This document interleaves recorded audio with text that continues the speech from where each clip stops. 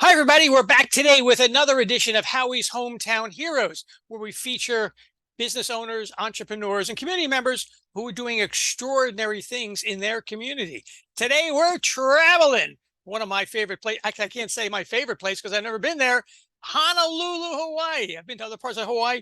It's not about me. It's really about Dr. Stephen James from Honolulu. He is an educational growth psychologist. He's going to tell us kind of what that really means and how he works and helps people out. It's really very cool.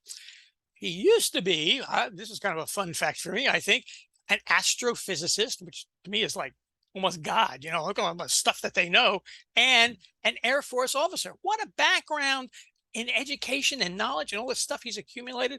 I mean, he's not that old. Look at him. He's pretty young to be able to do all that kind of good stuff. One of the things I think is really interesting, that I think he provides a lot of value to people and himself, is the way he learns new stuff. It's the kind of thing where he gets the value from learning. He likes this. I think it's a crazy thing the way he says it. He likes to be confused. Oh, do you like to be confused? Maybe, but then he gets to that confusion, works through whatever it is, learns some new stuff, and voila, there you go. He's not confused anymore. But then he has to find a new challenge to do. I think it's just what a mindset to have, to always be looking for new things to learn and to help people with. So very, very cool. Well, thanks for being with us there, Steve. Great to have you here. Thank you. I'm happy to be. Yeah. So we're gonna have a lot of fun. So tell us a little bit. Well, first of all, tell us kind of a little fun fact, some kind of fun thing about you. I am your quintessential geeky nerd. I Geeky. love Yeah. sci-fi and fantasy and gaming, whether it's video games or board games, tabletop games. I also program video games. So gaming, sci-fi, fantasy. Yeah. Very good. Very good. So you got that Star Trek, Star Wars kind of thing going on too, and other stuff. I am probably one of the largest Star Trek fans you could possibly ever. Oh, I know some I people even who. run a Star Trek tabletop group on the weekends. It's like Dungeons and Dragons for Yeah. Star Trek. Yeah. Wow, that's right. We should learn more about that. We'll put some links about that after that works. That should be a lot of fun. Very good. So how'd you get from, to tell us a little bit about what an educational growth psychologist kind of is, or how can we put it into like normal, I want to say normal people's terms, what does that really mean? And how can we understand? Sure. My job is primarily I work with people that are at places of change and transition in their life, Mm, which can sometimes be very traumatic experiences where it's death and loss of a person or divorce, or some sort of forced transition. But it can also mm. be more natural things like moving into empty nesters when your kids are leaving the house, or having a Oh, new child, getting promoted. So any of these places can be very destabilizing points in a person's life. yeah. And so I come in to guide them through that. And the reason and the way that that works is that we all know that there are times that the lowest points in our life, when we struggle the most and it's hard to even stand up, once we're through those are the points that actually teach us the most about how to live and how to be. Sure. Those values and self-understanding we gain from there are critical when we go through them. But my specialty is in educational psychology, Right. specifically transformative learning and post-traumatic growth. Ah, Which oh, post-traumatic growth is the clinical term for what I just described. okay. And So you have my that. Oh, go ahead, keep going. yeah, my specialty is in the fusion of those two. How can you gain that growth that we get at our lowest moments without having to be at our lowest moment? How can you Oh, actually teach people to live that way, to see the world in that perspective without actually needing their world to crumble? okay, interesting. And so what was the path that kind of got you to that moment, or to figure that stuff, that was sort of the thing to do next? Was there some? I went through the post-traumatic growth process after I, unfortunately, in a very quick series of incidents, lost my niece, my brother, um, Ooh, my two nephews, and my best friend ooh, in pretty quick succession. that must have So hurt. That must have hurt. yes, Yeah, and so with that, obviously, I said when you go through those type of life-changing situations, you make changes yourself, substantial changes. And it led me away from being in the Air Force and an astrophysicist, and toward studying the thing that I was going through, because despite all of that trauma and Yeah. loss, I somehow felt happier. I felt more in touch and more whole than I'd ever felt in my entire life. And I wanted to understand why. And as a scientist, best way to do that That's is what you to do that. become a psychologist and look at the data. Sure. Sure. And you've sort of, I don't, not to put this in any kind of other way, but you've sort of come out the other side, and now you have a better life for yourself, I assume, right? And now you can share that with other people and kind of help that through similar ways, like you just said, without going through all that trauma, the real trauma of stuff. Yeah. Yeah. One of the, when you're going through it, and I'm sure that many people listening would relate to, when you're going through a process, it feels very random and haphazard. It's like Mm. you're drowning and trying to grab onto anything you can Yeah. find, right? What this method that I worked on and developed offers is a guided path. Like, you don't have to feel like you're drowning and grabbing on. There's a way that you can actually structure that in a systematic way to get to those answers and those values that are going to be more intrinsic and authentic for you. Oh, it's interesting. So do you have, I got a bunch of, I'm like thinking of all kinds of things to ask. Can you give us an example of maybe somebody who kind of worked on a success story, or somebody who kind of worked through that you helped work through that? Well, I've applied my work in two different ways. When I first was finishing this research and finished, I was actually implementing school programs and classroom programs to cause this type of growth in adolescents and young adults in high school and college. Because again, it's something you can learn and you don't have to be going through trauma. So if you can actually teach this perspective earlier on, it makes it A, creates that perspective earlier, but B, prepares people for when they do encounter these situations, that they're much more easy to weather and get through. Mm, And so I did that for a number of years prior to that, and indeed those reports come back that often you hear anecdotally, people come back and say, yes, that when I got to this point, like, it really helped me get through it. I know, I knew it was still terrible, felt horrible, yeah, right? And it still took time, but I knew what was happening and I knew what to do step by step to get through it. there you go. So, Um, yeah. yeah, So good. So that was that sort of that knowledge ahead of time that somebody kind of went through really help them out. That's right. yeah. Kind of like, I don't know if this is a good example, like an air, like an airline pilot simulator. If you're going through the things, right? Mhm. And then it happens to you in real life, you kind of, oh, I've done this before. And yeah, even though it wasn't real the first time.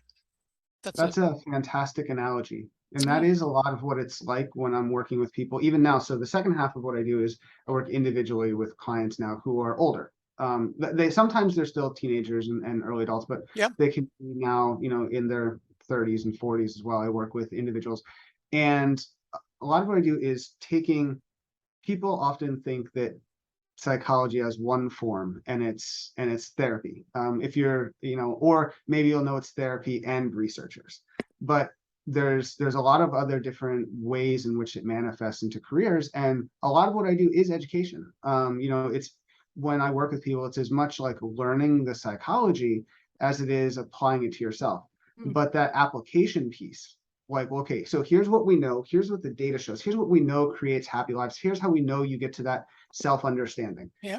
And then applying that to the person really is like creating simulations. Like, okay, let's create an emotional simulation. And so in a lot of ways, in traditional therapy, the goal is to create stability, and kind of normalize things to get people back from a crisis point. When you're talking about Oh. going beyond and talk about this type of growth, you really want to cause instability, and that drives a person toward greater growth. Or if they are at a point of instability already, to then guide that in a way that creates a better self overall.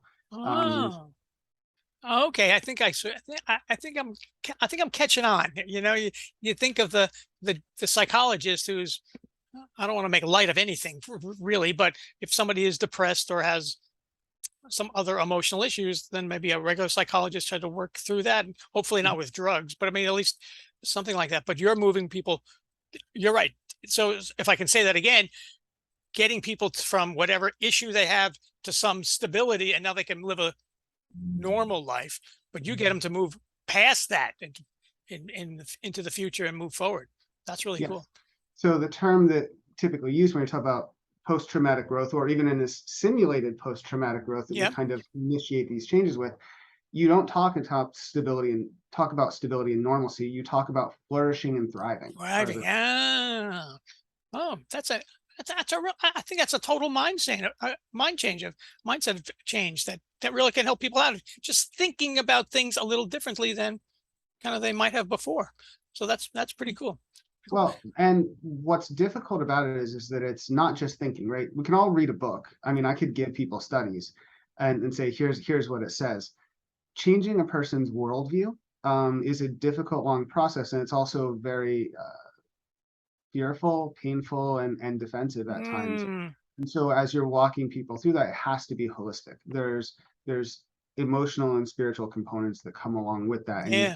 that's why it's got to be a simulation Mm. of sorts. You can't simply just say, here's some stuff to read, here's some things to learn. You really have to feel it and experience it Thanks, as you're really. going. Ah, there you go. There you go. So that's pretty cool. So how long? Let me back up a little bit because I got kind of a question about this. When did you actually kind of start this? How many years ago did you, or months, or did you kind of start this whole process?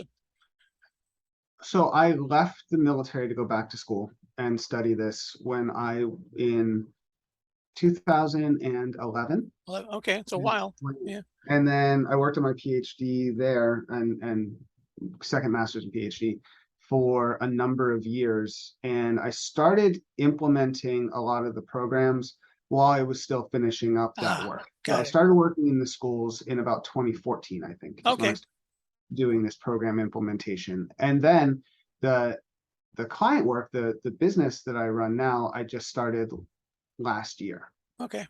All right. So, I mean, so I guess what I'm kind of getting at is, so from the time of master's and PhD in the 2011-12 kind of time frame to now, I don't not so much now, but at least maybe over those couple of years of getting the things together, and maybe even to now, like, what is there anything that happened that you didn't anticipate? Like, it wasn't in the simulator. Like, oh my God, what do I do now? Was there anything like that you had to kind of figure out? Well, I mentioned some of them already in terms of some of the outcomes of the process, but there were things I definitely didn't anticipate. Primarily, one was the resiliency piece. Mm. That if you haven't gone through tragedy yet, this actually prepares you to weather that better. That was actually Oh, an okay. it was not an intent of what I was initially studying Uh-huh. or trying to produce. Um, and then on the other hand, it was also meant to be very proactive. The idea was to really focus this in on educational classrooms and schools. So it's a type of proactive psychology Ah, in the ideal sense. But it ended up that the methods work so well as a guide that working with people that have already experienced trauma and tragedy gives them that pathway that they wouldn't have had otherwise. And that was also not an intended or there expected you result. go. All right, there you go. There you go. I just say you never know what's happening next. Almost no matter what you do. Do you run into any? I mean, now that you're kind of moving forward with different clients and all over the place, do you get any friction or resistance from people, or is there any kind of things you sort of have to not that you have to overcome with clients, or is there anything like that you work through? Well, so as I said, so there's an analogy that I use to describe this, Hmm. and what I actually do. And so, yes, there can be friction, but the goal is to minimize that as much as Yeah, possible. sure. So if you imagine that everything you've ever learned, valued, started to believe in, your identity, everything that makes you you, is safely set up behind a castle wall. And that castle wall buttresses the outside world with little parapets across the top and guys and archers on the top, protecting everything that's behind it. When someone walks up to you and goes, hey, you know what? I don't think you're approaching life in a very good way, or you should think about things a little differently. Our innate response is to become defensive. Sure, yeah. It is not one of openness, and you don't drop the drawbridge down and say, hey, come in, let's talk about why you think I'm doing everything wrong. Yeah. You get very defensive. And the actual clinical term for that is worldview defense. Oh, So instead of opening up the drawbridge, we put people on top of the wall and we are archers and say, hey, get out of here and don't come back. I don't want to talk to you. And, unfortunately, as time has gone along, a lot of modern politics now and conversations kind of look like this, of just two people sitting behind their wall shooting arrows at each other. yeah.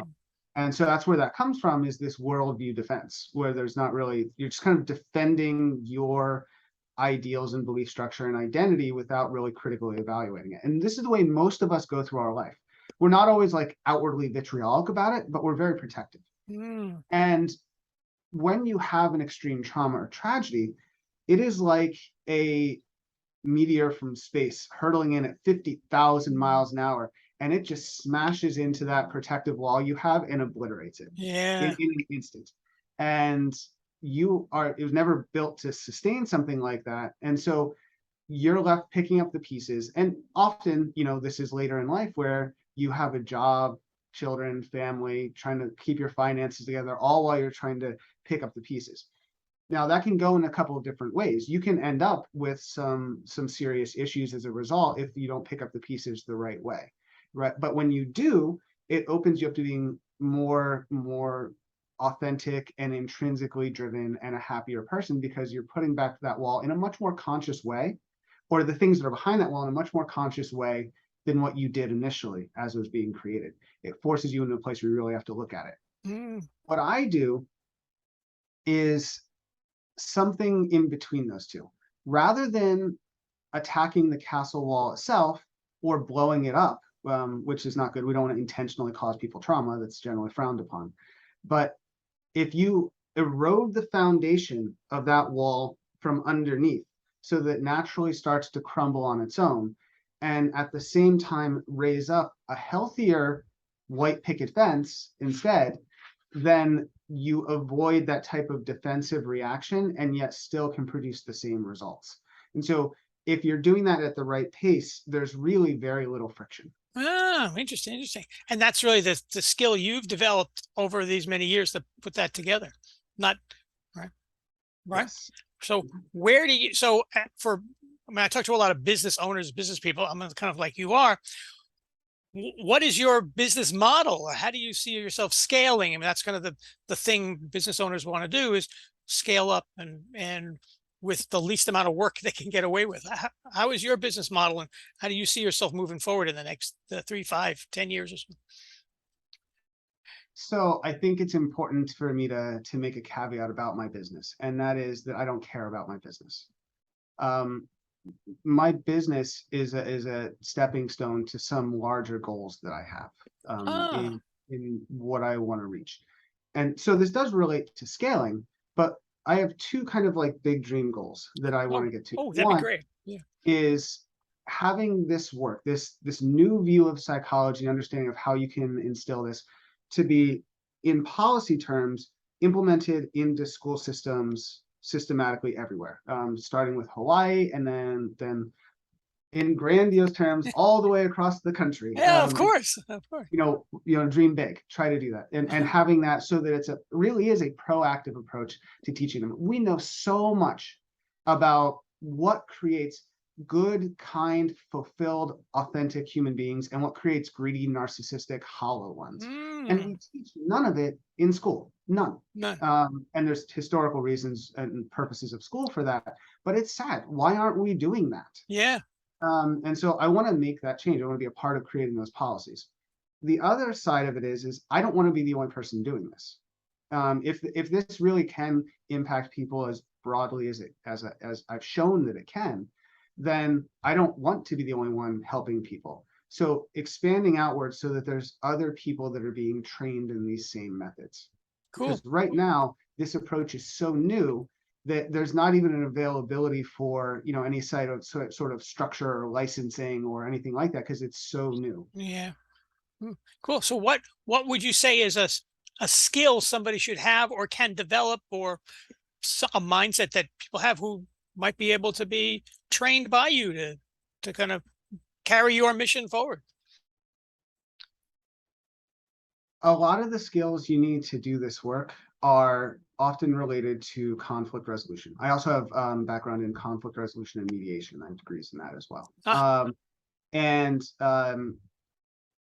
it's that type of active listening and guiding conversations and controlling narratives and discussions of people, but yet allowing them the freedom to explore and discuss is one of the core elements of working with people one-on-one. And the other side then too is that educator mindset.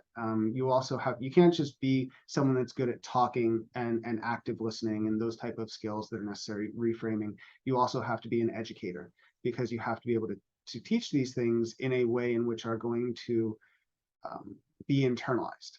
Teaching isn't, I often like to say that teaching someone something is meaningless if they never learn it. It has to be internalized. Right. So really, somebody really has to absorb's not the right word, but really you're right. So if you're getting if you have the knowledge, right, how can you get it into me, right? So I really can internalize it. That's kind of where you're getting at, and now I can say, oh, this is what he means. This is yes. What I guess. Cool. People don't have flip top heads. You kind of think like, here's my knowledge. Here, let me open your head and pour this inside. And that often tends to be the way we think about it. And so oftentimes we teach things. So and it can be very debilitating for us when you're someone trying to learn something, especially something where it's not like a grade, but it's something so personal as this. Hey, I told you this. I talked about it with you. Well, just because you told someone something and you talked about it doesn't mean that any of that went inside. And that's not the fault that they weren't listening, right? It's just, that's not how knowledge and learning works. Right. It's really an experience. Like you said, like experiencing that trauma initially gets you to learn some other stuff. And this is another way of doing that. I'm thinking, like when you teach somebody like a teenager, how to drive, you can describe it and watch videos and all that stuff, or teaching somebody how to ride a bicycle, or a kid how to ride a bicycle, right? You can show it and do it, but it doesn't really mean anything until you get on the bike and actually do it. And then after however much time, now you do it without even thinking about it anymore. And then now it's all internalized. And driving is I credit you again, another great analogy for that, because when you're learning to drive, even once you do learn to drive very early on, if we can remember back then, there's a very conscious effort to remember everything you have to do when you're driving. But once you've been doing it for 10 or 20 years, you don't pay attention to your body or what you're doing. It's just happens because it's so internalized. Yeah. And if you're driving to a place you go to all the time, you drive from here to there, and you don't even remember all the things that you passed along the way. Yep. It's crazy how your brain works like that, or it doesn't work. I mean, who knows what's supposed to happen. So this has been awesome, Stephen. I really appreciate you being here. So and so everybody out there, if is anybody who's as like sharp and the smartest person in the world that I know so far, I mean, it's Dr. Stephen, put their name in the comments, call me up, do something, and let's get them on the show also. It'll be a lot of fun. So just for everybody else there also, so whether it's your family, your business, or your community organization, it's kind of money that makes those gears turn. Make sure your money is working in the most optimal way it can. Thanks for being here, Stephen. Thank you so much.